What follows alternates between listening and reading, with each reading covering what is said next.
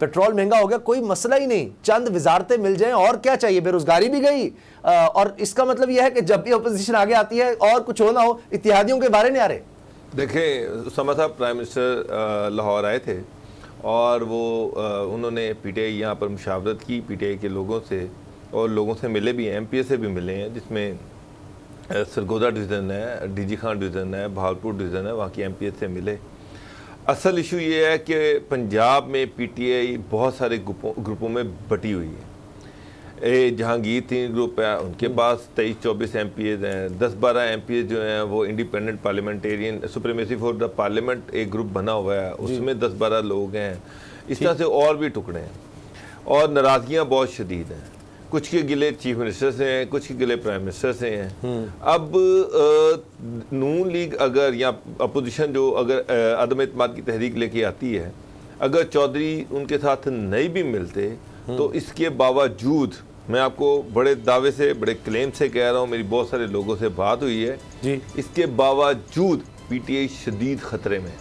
अगर पंजाब में अदम एतमाद आती है तो बहुत सारे ऐसे लोग हैं जो डायरेक्ट नून लीग के साथ राब्ते में हैं, बहुत सारे ऐसे लोग हैं जो जहांगीर 3 के थ्रू नून लीग के साथ राब्ते में हैं, बहुत सारे ऐसे हैं जो इंडिपेंडेंट ग्रुप के थ्रू नून लीग के साथ राब्ते में हैं, और कुछ ऐसे लोग हैं साउथ पंजाब से जो प्योर पार्टी के साथ राब्ते में हैं। ठीक, तो मैं ये कहना चाह रहा हूँ कि अगर नून लीग अदम एतमाद की तहरीक लेके आती है तो हुकूमत के लिए मुश्किलात बहुत बढ़ जाएंगी पंजाब में। इस चीज़ की असेसमेंट जो है इमरान खान साहब को भी है। मैं कई दफ़ा कह चुका हूँ कि पंजाब में कोई ऐसा बड़ा पावरफुल फिगर नहीं है पीटीआई के पास जो सारी पार्टी को इंटैक्ट रख सके। वज़ीर आला उस्मान बुज़दार साहब जो हैं उनसे बहुत सारे लोग नाराज़ हैं। उन बहुत सारे ऐसे लोग हैं जो डेवलपमेंट के फंड जिनको नहीं मिल रहे, जिनके कोई ना कोई छोटे मोटे इश्यूज़ हैं जिनको हल नहीं किया जा रहा, उस्मान बुज़दार उनसे मिलते नहीं हैं, तो लोगों की नाराज़गियाँ बढ़ रही हैं। सर, वो पीपल्स पार्टी के एमपीए से तो मिल लिया उन्होंने, बल्कि उन्होंने पहले कहा था कि मैं वक्त मुख्तस कर दूंगा सिर्फ पार्लियामेंटेरियंस के लिए। गवर्नर पंजाब जो हैं वो खुद मायूस हैं और उनके पास उनके और उस्मान बुज़दार के कोई ऐसे आइडियल ताल्लुकात भी नहीं हैं, और उनके पास कोई ऐसी अथॉरिटी भी नहीं है कि वो लोगों को अकोमोडेट कर सकें, तो वो खुद भी चूँकि खुश नहीं है, तो इसलिए पीटीआई जो है पंजाब में बहुत हिस्सों में बटी हुई है। अब ये जो नाराज़ ग्रुप हैं वो सारे कुछ ना कुछ मांग रहे हैं, उनको खुश करने के लिए ये अब कोशिश कर रहे हैं कि कोई कैबिनेट में एक्सपेंशन की जाए। पंजाब में 4 नए मिनिस्टर लेने का ऐलान किया गया, उसमें से कुछ जहांगीर 3 ग्रुप के लोग होंगे, कुछ इंडिपेंडेंट होंगे। चौधरी जो है उनसे तो फिलहाल मेरी इतलात है कि काफ लीग से कोई नया मिनिस्टर नहीं लिया जा रहा, लेकिन काफ लीग भी शदीद नाराज़ है। अच्छा, और behind the curtain calf league और नून लीग की मुलाकातें चल रही हैं।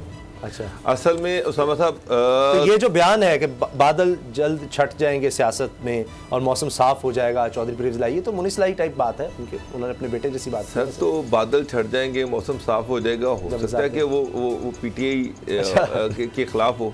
अच्छा, मैं अब मुझे बताएं कि आज नून लीग ने एक ग्रुप तश्कील दे दी है, एक कमेटी बना दी है पंजाब में, ख्वाजा साद, रफीक, राना सना और जो उनके बड़े अहम लोग हैं पंजाब के। जी जनाब, आप जो लोग पीटीआई से राब्ते में हैं उनकी उन्होंने एक लिस्ट शॉर्ट लिस्ट की है, 25-26 लोग हैं कि बेसिक डिमांड यही है कि जी हमें नून लीग में शामिल किया जाए और नून लीग जो है हमें टिकट दें। ठीक, अच्छा, उस चीज़ की एश्योरेंस और गारंटीज वो चाह रहे हैं। अब इन्होंने उनको वो गारंटी और एश्योरेंस देनी है। सही, तो ये तो अब चौधरी माइनस भी करके नून लीग को इशू नहीं है अदम एतमाद का, ये मैं आपको बता। अच्छा, अब गुलाम रज़ा साहब, ये हाल है, एक तरफ मईशत बड़ी मुश्किल में है जनाब, महंगाई है, बेरोजगारी है, लेकिन ये काबीना में अरकान को शामिल करके कम से कम इत्तेहादियों की बेरोजगारी, उनके लिए महंगाई, पेट्रोल महंगा, वो सब कुछ उनको मिलना शुरू हो जाएगा। क्या ये बोझ बर्दाश्त किया जा सकता है? मजीद एक्सपेंशन की गुंजाइश इस वक्त है पाकिस्तान में? इससे हुकूमत तो बच जाएगी, लेकिन क्या ये दुरुस्त तर्ज अमल है?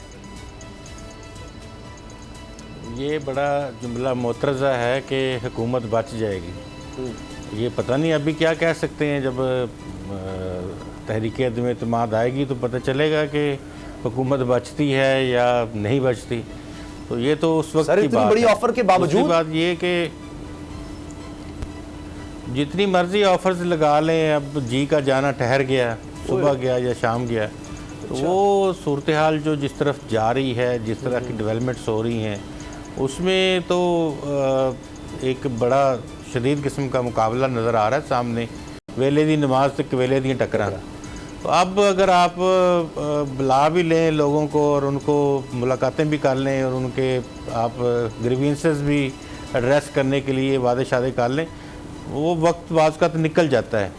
तो फिर जो मर्ज़ी करते रहें उस वक्त फिर वो मंजूरी का टाइम नहीं होता। अच्छा। तो ये अभी काफ़ी सारी चीज़ें जो हैं वो मैच्योरिटी की जाने बढ़ रही हैं और वज़ीर-ए-आज़म तो कह रहे हैं कि मुझे इनसे कोई फ़र्क ही नहीं पड़ता, हो जाएगी। मेरी तवज्जो है गवर्नेंस या महंगाई कम करने पर, ये इनके अदम एतमाद या लॉन्ग मार्च, इससे मुझे फ़र्क नहीं पड़ता, मैं तो इस पर तवज्जो भी नहीं देता। ये बड़ा ज़बरदस्त लतीफ़ा है कि हम तो महंगाई ख़त्म करने के लिए और गवर्नेंस बेहतर करने के लिए लगे हुए हैं। अपोजिशन जो चाहती है वो करती रहे, हमें उससे कोई गर्ज नहीं है जी। इससे बड़ा और क्या लतीफ़ा होगा। गवर्नेंस की क्या हालत है इस वक्त, महंगाई का क्या आलम है। और देखें, एक इन्फ्लेशन है जिसको हम सब लोग हुकूमत के साथ खड़े हैं उस इन्फ्लेशन के हवाले से, जो पूरी दुनिया में एक इन्फ्लेशन का एक राइज़ हुआ, वो बिल्कुल ठीक है। लेकिन वो ज़ख्मों के ऊपर नमक जो छिड़का जाता है कि ये पाकिस्तान में दुनिया में सबसे कम महंगाई है, फिर ये कहा जाता है सबसे ज़्यादा पैसे कमा रहे हैं। सर सेगमेंट में एक पूरा सेगमेंट इसके लिए रखा हुआ है, पेट्रोल और ये जो महंगाई हुई है, क्योंकि लोगों की चीखें निकल रही हैं, एक तूफान आने वाला है। इसको क्या अपोजिशन कैश करवा रही है, वजह क्या हुई है? आप क्या समझते हैं कि वाकई महंगाई इतनी ज़्यादा हो गई है कि जिसकी वजह से आप कह रहे हैं जी अदम एतमाद इस वजह से आ जाएगा, या कुछ और अश्योरेंसेस की वजह से कि ये कह दिया खुर्रम दस्तगीर साहब ने नून लीग की तरफ से कि जी वज़ीर आला पंजाब बनना चाहते हैं परवेज़ इलाही साहब, मोस्ट वेलकम, लेकिन फिर उसके बाद इलेक्शंस जल्दी अनाउंस कर दें। तो ये सियासी मसलहतें हैं, सियासी मामलात हैं, या ये महंगाई की वजह से अदम एतमाद आ रहा है? देखिए, महंगाई एक फैक्टर उसको ज़रूर कहा जा सकता है, बैड गवर्नेंस उसको दूसरा फैक्टर कहा जा सकता है, लेकिन उसके साथ साथ जो सियासी जमातें हैं वो काफ़ी अरसे से आपको पता है कि वो कैदोबंद की सोबतें बर्दाश्त कर रही थी। नैब भी उनके पीछे था, FIA भी उनके पीछे था, अब भी खैर है। तो उस तनाज़र में भी फिर उसके साथ साथ अब ये एक एहसास जो हमारी कुछ जो सियासतदान हैं जिनसे हमारी बातचीत हफ्ते 10 दिन में होती जाती रहती है, वो ये कहते हैं कि अगर इस वक्त भी हम कोई काम ना कर सके तो हमें अवाम ये कहेगी कि आप भी उनका सहारा बने हुए थे, आप उनके साथ थे। अच्छा। आपने जानबूझ के उसकी हुकूमत को जो है वो नहीं गिराया, आप गिरा सकते थे। सब्सक्राइब करें और बेल दबाएं ताकि कोई खबर रह न जाए।